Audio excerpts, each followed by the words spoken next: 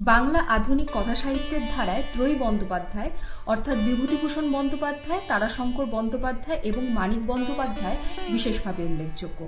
বিংশ শতাব্দীর প্রথমার্ধে অর্থাৎ কল্লোল পরবর্তী সময় এই ত্রয়ী বন্দ্যোপাধ্যায় সাহিত্যে নিয়ে এসেছিলেন এক নতুন ধারা। মানবিকতা, মনস্তাত্ত্বিক এবং বাস্তববাদের মিশেলে তাদের সাহিত্য রচনা সৃষ্টি হয়েছিল।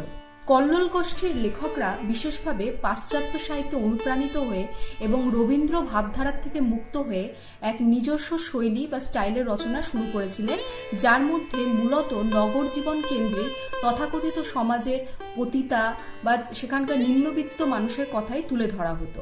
কিন্তু বলাই বাহুল্য, এই ত্রয়ী বন্দ্যোপাধ্যায়ের লেখার ধরন বা তাদের জীবনবোধ কল্লোল গোষ্ঠীর লেখকদের মতো ছিল না।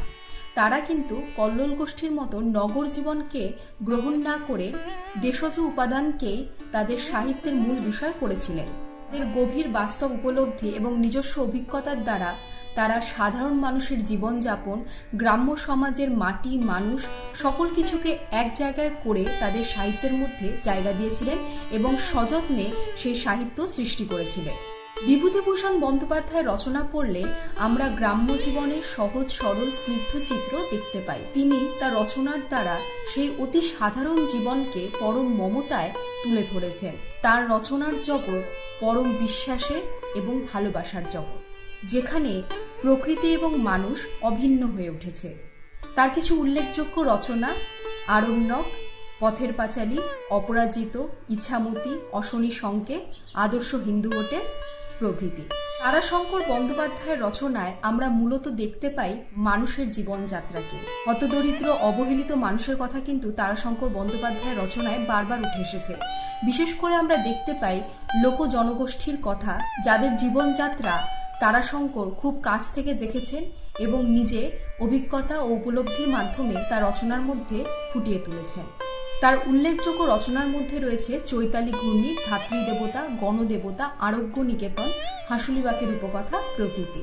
মানিক বন্দ্যোপাধ্যায়ের রচনায় আমরা মূলত দেখতে পাই পল্লী বাংলা এবং শহরতলির দরিদ্র খেটে খাওয়া মানুষের জীবনযাপনের কাহিনী। কল্লোল যুগের লেখকরা যেই শহরতলি বা নগরকেন্দ্রিক সভ্যতায় হতদরিদ্র মানুষের কথা এনেছিলেন, যে বাস্তববাদের চিত্র বা রোম্যান্টিসিজমের কথা তারা তুলে এনেছিলেন, সেখানে দাঁড়িয়ে মানিক বন্দ্যোপাধ্যায় কিন্তু বাস্তবতা, বস্তুতান্ত্রিকতা এবং মনোবিশ্লেষণের অগ্রদূত হিসেবে কিন্তু কাজ করেছেন। তিনি সেই সব মানুষের জীবনের খোঁজে গভীর দৃষ্টি নিক্ষেপ করেন এবং তাদের সঙ্গে একাত্মতা বোধে লিপ্ত হয়েছিলেন। বাংলা সাহিত্যে কল্লোল যুগ যে বাস্তবতার কথা এনেছিলেন বা যে মনোবিশ্লেষণের কথা এনেছিলেন, তারই অগ্রদূত বলা যায় মানিক বন্দ্যোপাধ্যায়কে।